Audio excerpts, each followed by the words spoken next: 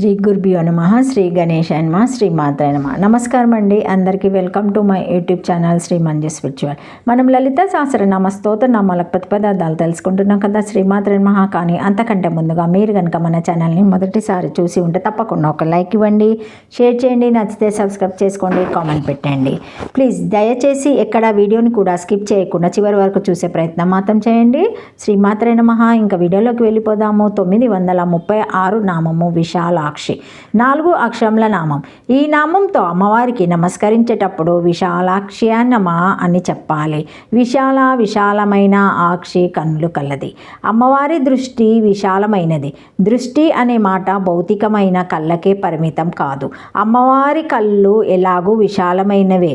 కళ్ళే కాకుండా దృష్టి అనే మాట చూపులకు, అవగాహనకు, ఇముడ్చుకోగలగడానికి కూడా చెల్లుతుంది. పరమాణువు, బ్రహ్మాండము ఈ రెండు కూడా కనబడగల దృష్టి అమ్మవారిది. అంటే హద్దులు లేనటువంటి చూపులు కలది అని అర్థం.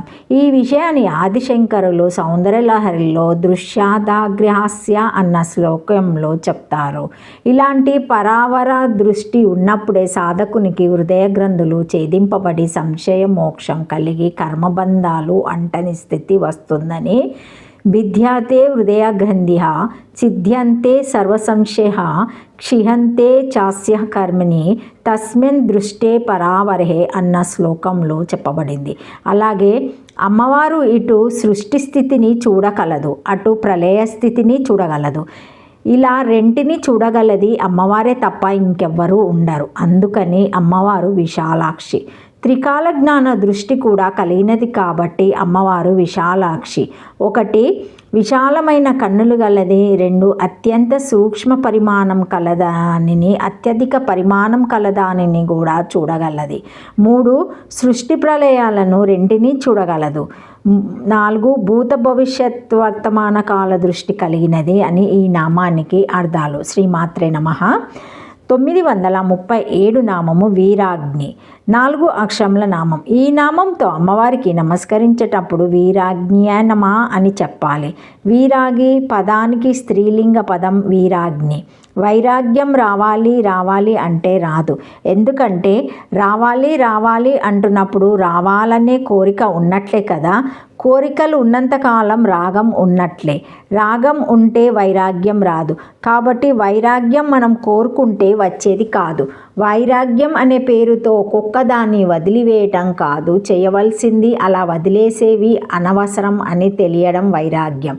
చిత్తవృత్తి పూర్తిగా నిరోధింపబడితే కానీ ఇది తెలియదు. వాస్తవానికి అప్పుడే మనలో వైరాగ్యం సిద్ధిస్తుంది. ఇంత సృష్టి చేసినా తనకు అంటకుండా చేసింది, దేంట్లోనూ దిగబడకుండాను చేసింది. ఏది కావాలనుకుని చేయలేదు. కాబట్టి అమ్మవారు వీరాగ్ని, రాగము లేనిది అని ఈ నామానికి అర్థము. శ్రీమాత్రే నమః. 938 నామము ప్రగల్భ, 3 అక్షరముల నామం. ఈ నామంతో అమ్మవారికి నమస్కరించేటప్పుడు ప్రగల్భాయ నమః అని చెప్పాలి. ప్రగల్భ ప్రతిభ గలది. ఏ కాస్త పనైనా ఓ అరగంట కాలమే మనం చేసిన 6 గంటలు ఆ పనిని గురించి, మన నైపుణ్యాన్ని గురించి గొప్పగా చెప్పుకుంటాం. వినేవారు లేకపోతే వారి దగ్గరకు వెళ్ళి చెప్పేవారు కూడా ఉన్నారు. గోరంతలు కొండంతలు చేసి చెప్పుకుంటారు.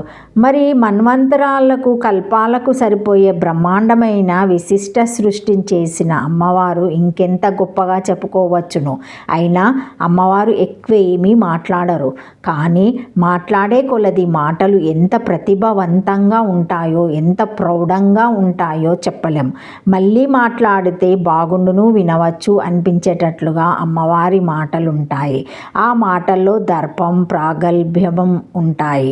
సరస్వతీదేవియే అమ్మవారి మాటల ముందు తన వీణానాదం కూడా సరితూగలేదని వీణా వాయించడం ఆపివేసింది అని సౌందర్యలహరిలో 66వ శ్లోకంలో ఆదిశంకరులు చెబుతారు. దర్పంతో కూడిన ప్రతిభావంతమైన మాటలు గలదు అని ఈ నామానికి అర్థము. శ్రీమాత్రే నమః. 939 నామము. శ్రీమాత్రే నమః. పరమోదర 5 అక్షరముల నామం. ఈ నామంతో అమ్మవారికి నమస్కరించేటప్పుడు పరమోదరాయ నమః అని చెప్పాలి. పరమ ఉత్కృష్టమైన ఉదర ఔదర్యం కలది. అమ్మవారిది ఇచ్చే గుణమే కానీ పుచ్చుకునే గుణం కాదు. ఇంతమంది జీవుల్ని పోషించడానికి ఎన్ని రకాలుగా వారిని ఆవిడ ఆదుకుంటుందో ఆలోచిస్తే అమ్మవారి ఔదర్య గుణము అర్థమవుతుంది. పరమ ప్లస్ ఉత్ ప్లస్ ఆరా పరమోదర అన్న విధంగా విడదీస్తే ఉత్తమోత్తమైన లేదా పరమమైన ఊర్ధ్వ దిశలాగా కిరణాలు కలిగినది అనే అర్థం వస్తుంది. అంటే ఉపాసకులకు సాధనలో కుండలిని శక్తిని ఊర్ధ్వ దిశగా చరింపచేసేది అని ఇంకో అర్థం. 1 ఉత్కృష్టమైన ఔదర్య గుణం కలది. 2 యోగ సాధకుల ఉపాసనలో ఉత్తమోత్తమైన ఊర్ధ్వ దిశగా వారి కుండలిని శక్తిని చరింపచేయున్నది. శ్రీమాత్రే నమః. Thank you for watching my video. Please like, share, comment, subscribe to my channel. మరిన్ని వీడియోస్తో మళ్ళీ కలుస్తానండి. ఈ వీడియో కనుక మొదటిసారి ఎవరైనా చూసి ఉంటే తప్పకుండా ఒక లైక్ ఇవ్వండి, షేర్ చేయండి, నచ్చితే సబ్స్క్రైబ్ చేసుకోండి, కామెంట్ పెట్టండి. దయచేసి వీడియోని ఎక్కడ కూడా స్కిప్ చేయకుండా చివరి వరకు చూసే ప్రయత్నం మాత్రం చేయండి. ప్లీజ్ ఒక చిన్న లైక్ ఇచ్చి వీడియోని ముందుకు తీసుకెళ్ళగలరని కోరుకుంటున్నాను. శ్రీమాత్రే నమః. Thank you. ఓం నమః శివాయ. శ్రీమాత్రే నమః.